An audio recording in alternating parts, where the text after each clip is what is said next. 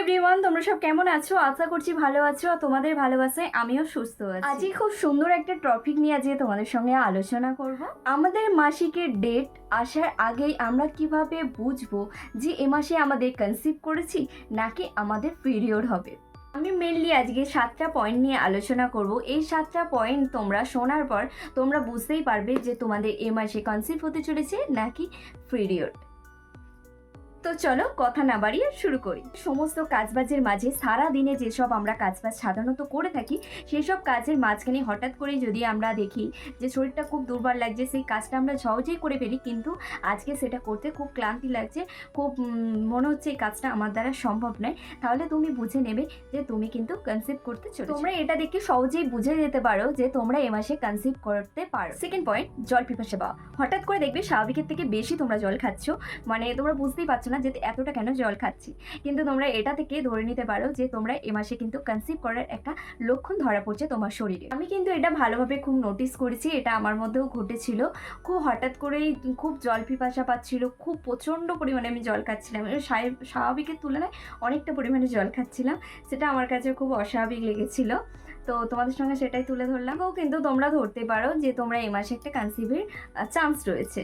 Third point, বমি বমি ভাব।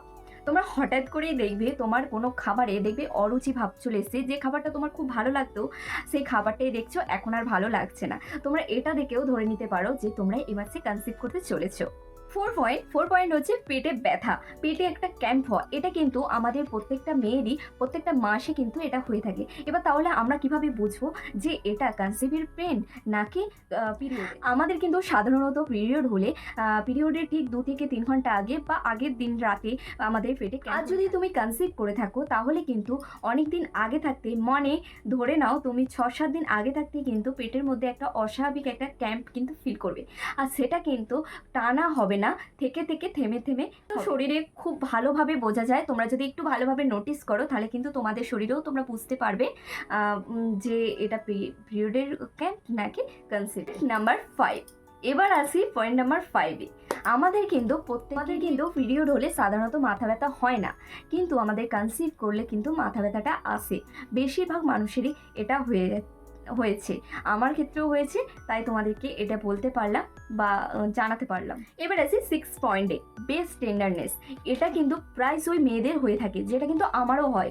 মানে পিরিয়ডের আগে আমার কিন্তু একটা 7-8 দিন আগে থাকতেই আমার কিন্তু বেস্ট টেন্ডারনেসটা আমি বুঝতে পারি, মানে আগে থেকে ভারী ভারী ভাব, ব্যথা, মানে এগুলো। আমি যদি কনসিভ করো তাহলে কিন্তু তোমার বেস্টে অন্যরকম একটা ব্যথা তুমি ফিল করবে, যেরকম হচ্ছে আমরা কিন্তু পিরিয়ডের অনেক দিন আগে থাকতে, মানে ডেটের ঠিক 6-7 দিন আগে থাকতে এটা ফিল করি, কিন্তু তোমার যদি কনসিভ করে থাকো তুমি কিন্তু ডেটের মানে পরে বা তার 2-3 দিন আগে তুমি এটা কিন্তু ফিল করতে পারবে যে তোমার বেস্টে একটা ব্যথা হচ্ছে বা যন্ত্রণা, পেন। যদি তোমরা ভালো করে নোটিস করো তাহলে দুটোর মধ্যে পার্থক্য তোমরা অবশ্যই বুঝতে পারবে। Number point, spotting.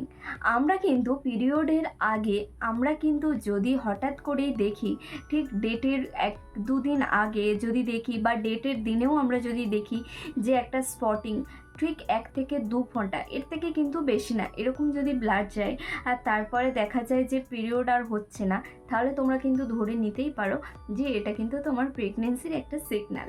আমি এটা রিয়েলাইজ করিনি বা আমি এটা দেখিনি, আমার শরীরে এটা হয়নি, আর তো অনেকেরই হয়, অনেকেরই শুনেছি, আমার খুব আপনজন যারা খুব কাছের তারা এটা বলেছে আমাকে, আমি শুনেছি, তো তাই তোমাদের সঙ্গে এটা নিয়ে বললাম। এটা যদি তোমাদের সঙ্গে ঘটে থাকে তাহলে জানবে যে তোমরা এই মাসে কনসিভ করতে চলেছো। 7টা পয়েন্ট তোমাদের সঙ্গে তুলে ধরলাম এবং তার পার্থক্যগুলো তোমাদের সঙ্গে বোঝালাম ভালোভাবে। আর তোমাদেরকেও বলছি তোমরা শুধুমাত্র এই সিমটমগুলো দেখে ধরে বসে থাকবে না, তোমরা ডেটের অপেক্ষা করো, মানে ডেটটা যাতে মিস করে, ডেটটা মিস করার ঠিক 2-3 দিন পরে কি 5-6 দিন পরে তোমরা টেস্ট করো, টেস্টের রেজাল্ট যদি তোমরা পজিটিভ আসে তাহলে খুব শীঘ্রই ডক্টরের কাছে যাও, কনসাল্ট করো ডক্টরের সাথে। আর যদি তোমাদের না আসে 7-8 দিনের মধ্যে, আর যদি তোমাদের দেখা গেল তার আগে পিরিয়ড হয়ে গেল, তাহলে তো আর কিছু করার নেই, তোমাদের আবার নেক্সট মাসের জন্য অপেক্ষা করতে হবে।